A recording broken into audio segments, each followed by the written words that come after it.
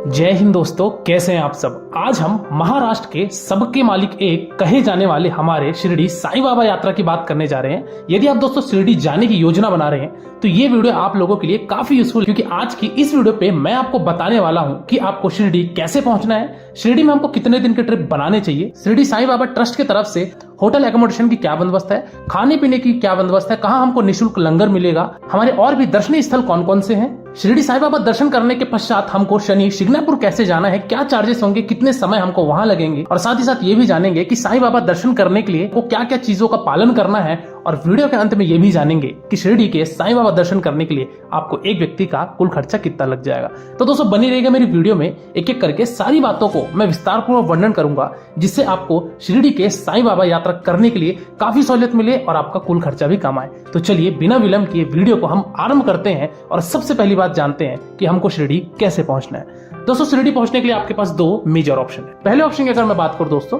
तो वो है आपका बाई ट्रेन। तो यदि आप ट्रेन से आना चाहते हैं तो जो नजदीकी रेलवे स्टेशन है वो है आपका साईनगर शिरडी का। चलिए आइए मैं आपको विस्तार पूर्वक और भी बताता हूँ। तो शिरडी आने के लिए आपके पास जो सबसे नजदीकी रेलवे स्टेशन आता है वो आता है यहाँ का साईनगर शिरडी, जो कि मंदिर से लगभग आपकी 3 किलोमीटर की दूरी पर स्थित है।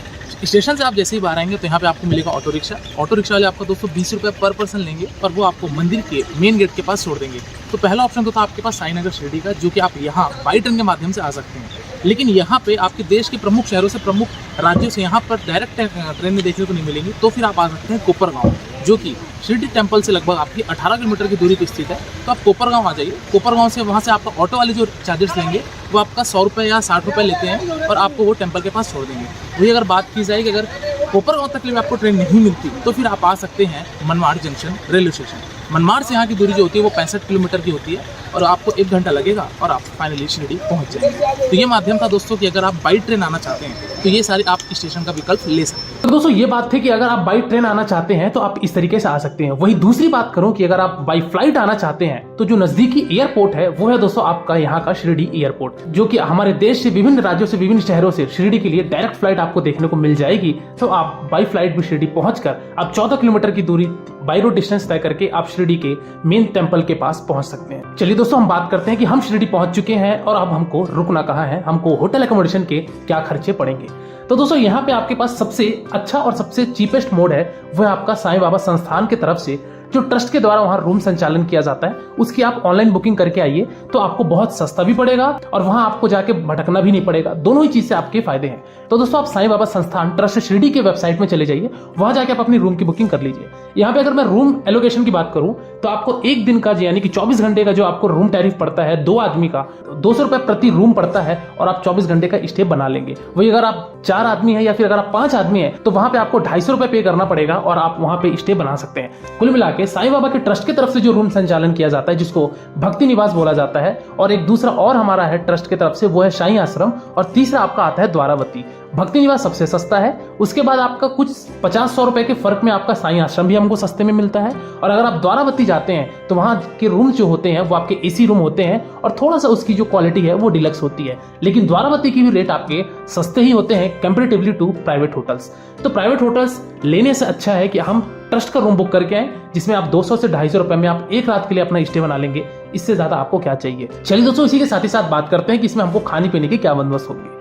दोस्तों हमको यहाँ पे अगर बात करूं खाने पीने की तो यहाँ पे आपको साईं बाबा प्रसादालय चलाया जाता है, यानी कि लंगर चलाया जाता है, जो कि आपका साईं प्रसादालय के नाम से मुख्यात है। यहाँ पे आपको निःशुल्क खाना निरंतर रूप से मिलता है। चलिए आइए मैं आपको दिखाता हूँ और बताता हूँ कि ये आपका प्रसादालय कितना बड़ा भव्य भंडारा है। तो दोस्तों अभी हम लोग आ चुके हैं यहाँ पे साईं प्रसादालय देख सकते हैं। यहाँ पे टोटल हमारे लगभग 3000 से 3500 लोगों की बैठने की कैपेसिटी है एक साथ। तो यहाँ पे प्रसादालय होता है जो कि निःशुल्क होता है और इसकी जो टाइमिंग होती है सुबह 10 बजे से लेकर रात्रिकालीन 10 बजे तक होती है। और यहाँ पे आपको निःशुल्क प्रसाद वितरण होता है। साईं बाबा का फूल का प्रसाद होता है जो कि काफ़ी स्वादिष्ट होता है। तो जब कभी भी आप शिरडी आए इस वाले स्थान पे यानी कि जिसको साईं प्रसादालय बोला जाता है, ये हमारा मंदिर परिसर से लगभग 600 मीटर की दूरी पर स्थित है। यहाँ पे आप आइए, प्रसाद ग्रहण कीजिए। खाने में आपको क्या क्या मिलता है वो मैं आपको दिखाता हूँ और यहाँ आके आपको एक्सपीरियंस बहुत अच्छा रहेगा।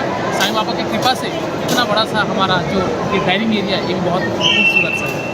तो दोस्तों ये बातें थी कि हमको शिरडी में रहने की और खाने पीने की क्या क्या बंदोबस्त हमको मिल रही है, जो कि काफी रीजनेबल रेट में मिलती है, जो कि हमारे शिरडी के साईं बाबा के ही आशीर्वाद से ये सब कुछ हो रहा है। चलिए तो अब बात करते हैं कि अब हमको साईनगर शिरडी वाले साईं बाबा के हमको दर्शन कैसे करने हैं। दर्शन करने से पहले आपको एक चीज़ का और ध्यान रखना है कि यहाँ पे mobile, camera, mic, earphone, selfie stick, ये सारी चीज़ों यहाँ पे वर्जित है। तो आप अपने जो भी मोबाइल कैमरे हैं ये सब आप वहाँ लॉकर में रख सकते हैं। एक मोबाइल का आपका 5 रुपये लिया जाता है, वहाँ से आपको टोकन देंगे, वो टोकन आप संभाल के रखिए। और इसी तरीके से आपको वहाँ पे जूते चप्पल का भी एक फ्री स्टॉल मिलेगा, जो कि आपका साईं बाबा संस्थान ट्रस्ट की तरफ से ही ये सारी फैसिलिटी है। तो आप वहाँ अपने जूते चप्पल भी रख दीजिए, जो कि आपका फ्री ऑफ कॉस्ट होता है।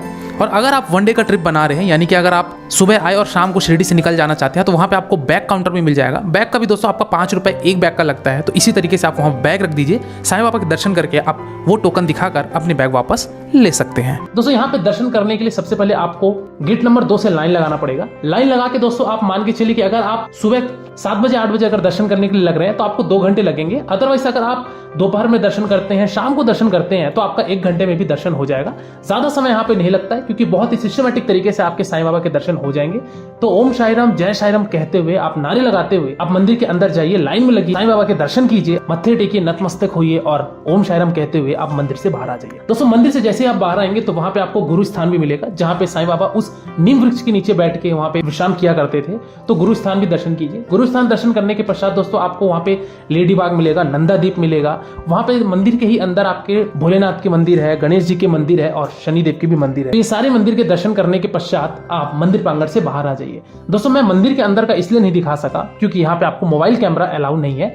एक चीज आपको और बता दूंगा, यहाँ पे किसी भी तरीके का लेडीज का पर्स भी अलाउ नहीं होता है, कोई भी कॉस्मेटिक आइटम नहीं जाएगा मंदिर के अंदर। और यदि आपके साथ सीनियर सिटीजन है या फिर अगर आपके साथ प्रेग्नेंट लेडी है तो उनके लिए अलग से लाइन होती है, जो कि आपका गेट नंबर 3 से आपको डायरेक्ट एंट्री मिलती है, तो आप वो भी कर सकते हैं। वही अगर बात करूं कि अगर आप वीआईपी पास लेना चाहते हैं तो 200 रुपए की आपकी वीआईपी पास कटती है। तो आप या तो उसको आप साईं बाबा संस्थान ट्रस्ट के ऑनलाइन वेबसाइट से बुकिंग करके आ सकते हैं, अदरवाइज आप चाहें तो वहां ऑफलाइन लाइन में लग के भी आप वीआईपी पास ले सकते हैं। चलिए दोस्तों बात करते हैं कि अब हमको शिरडी में और कौन से दर्शनीय स्थल घूमने हैं। दोस्तों जैसे आप साईं बाबा के गेट नंबर 3 से बाहर आते हैं तो यहाँ पे आपको मिलेंगे द्वारका माई, जहाँ पे साईं बाबा बैठा करते थे, जहाँ पे साईं बाबा की निरंतर रूप से धुनी जलती है। तो इस द्वारका माई में भी आइए। द्वारका माई में भी मोबाइल ले जाना अलाउ नहीं है, तो यहाँ पे मैं आपको बाहर से ही दृश्य दिखा दे रहा हूँ। तो द्वारका माई में भी जाइए। यहाँ पे दोस्तों आप आरती के समय पे सम्मिलित हो सकते हैं यदि आप मंदिर के अंदर नहीं है तो, क्योंकि साईं बाबा की टोटल 4 आरती होती है। एक होती है सुबेरे काकड़ आरती, दूसरी आपकी 12 बजे होती है मध्याह्न आरती, शाम को होती है दोस्तों आपकी संध्याकालीन आरती और रात को होती है सेज आरती, जो कि रात्रि 10 बजे होती है। तो इस 4 आरती में आप किसी भी समय पे द्वारका माई में जाके बैठ के लाइव आरती देख सकते हैं, जो कि आपको एक एलईडी स्क्रीन पर दिखाया जाता है।